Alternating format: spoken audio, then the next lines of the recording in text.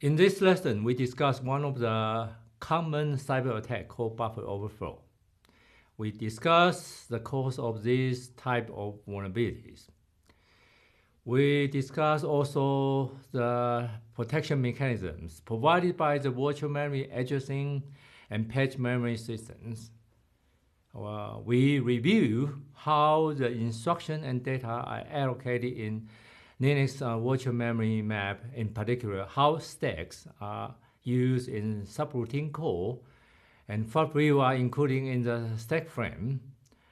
And we then show how the return program in the stack frame can be overwritten by copying a string in the local variable beyond the existing buffer boundary.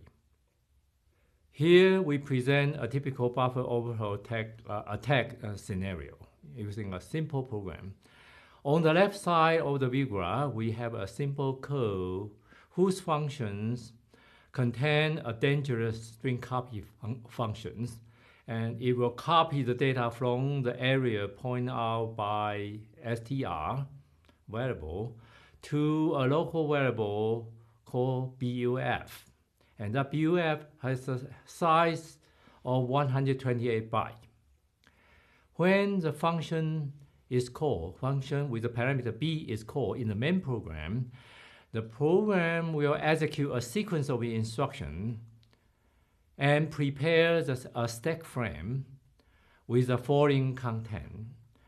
First, the memory with the size of the actual parameters are reserved. In this case, it is a 4-byte memory address contain the address pointed out by the str parameter. The value of b is actually copied over to the 4-byte. Next, the instruction address right after function b, which is that of the I++ instruction there in the main program, in the txt segment is saved in that return program counter 4-byte area. Next, the value of the stack pointer of the previous stack frame is saved in the next 4-byte to be used for return call. Finally, the instruction reserve 128 byte of the buff local variable, and that allows us to compute the first byte of the new stack frame, and that address is set to the actual stack pointer register. Now the whole frame is prepared. The execution control is handed over to the first instruction within the function called func. It is related to, it also contains instruction string copy. Note that if we have the current stack pointer point to the first byte of the buffer, local area buf, then the next field, which is a stack frame pointer, will have the address sp, the register sp's content, stack pointer content plus 128, right? Which is the first byte of the return. And then the first byte of the return program counter, which is 4-byte, will have the value of stack frame pointer register value plus 132. Now think about the string copy function. It will copy the data in argument 1 of the program execution by a hacker, and it will continue to copy until it runs into a byte that is 0. This is called zero termination strings. So it could be hacker can prepare a data that is more than 132 byte, even more. And if that happens, byte by byte, you fill in, the hacker will fill in the buffer, local buffer 128 byte, and then copy another 4-byte, override the stack frame pointer, and then another 4-byte override the return program counter. And once that program counter is override, the return will not go to the func, not go to the plus C++, I++ instruction in the main program, you will go to somewhere else, right? When the function finishes after the doing something function, it will execute the sequence of instruction they call return sequence. And there, it will retrieve the stack frame pointer to set it to the stack pointer register, and retrieve the return program counter value, or RPC for sure, to set the program counter register. And once that happens, CPU will then retrieve the next instruction pointed out by that program counter to retrieve for execution. Since the hacker has overwritten the RPC during the string copy, the execution flow will be redirected to the area set by the hacker. Typically, could be in the instructions they planted inside the buffer area, the 128-byte area. The RPC could point to the instruction loaded by hacker in the buffer area. Okay.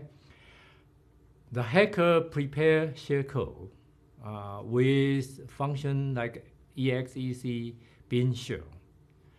In that shellcode as a data, and then using the string copy vulnerability we just observed to copy override the content in buffer local variable. The hacker also gets the address of BUF and prepare the address value point to that first byte of the shellcode in the later part of the data they prepare called exploit data sequence. And therefore, they can override return program counter. When the function is exit,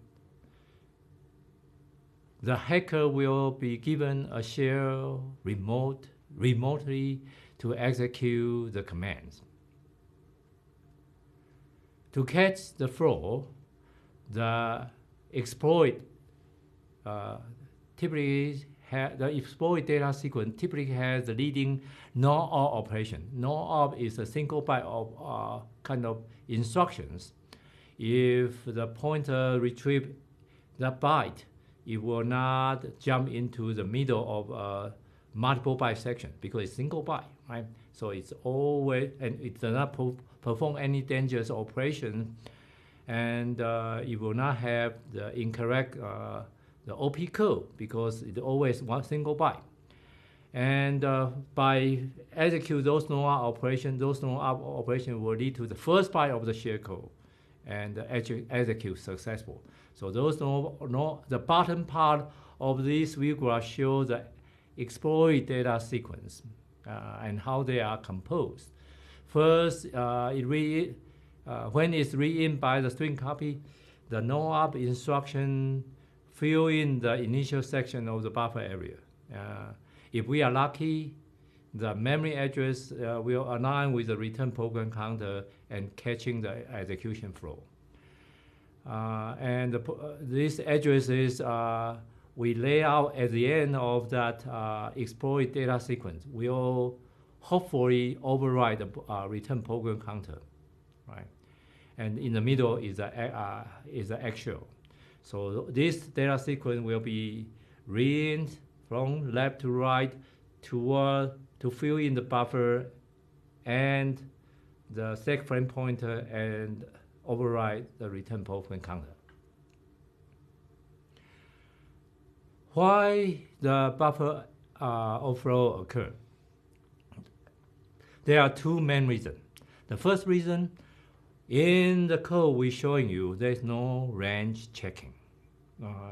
In particular, in the string copy function, the copy continue even beyond the size of the buffer declared, which is 128 byte, because they only see 0 in the content of the original copy data to stop. For this particular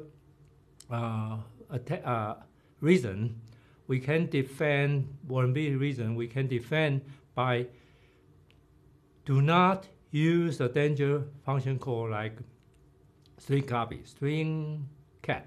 We can also choose to use typeset language such as Java and Python, and that will check the array boundary. Don't use C, for example. Second reason for the vulnerability is we allow code to be executed in the stack area. Normally, we have code in the text segment, nothing else. But somehow, we have code to be executed in the stack area. If we can disable this kind of stack execution feature, then we protect our program. Why we don't do that? It turns out there are some legacy code using this kind of stack code execution feature. In the old days, they only have a very limited memory. Therefore, they need to bring in other code from the disk. They call overlay. So bring in only limited chunk at a time because they only have limited memory. And in that case, the stack area is used to bring in the new code and execute there. The needed skill for buffer overflow exploit can be divided into two different levels or categories. For level 1 kind of user, we just use penetration testing kind of tool, such as Metasploit, which can launch and send in the data, malicious data stream, exploit data stream, to do the buffer overflow.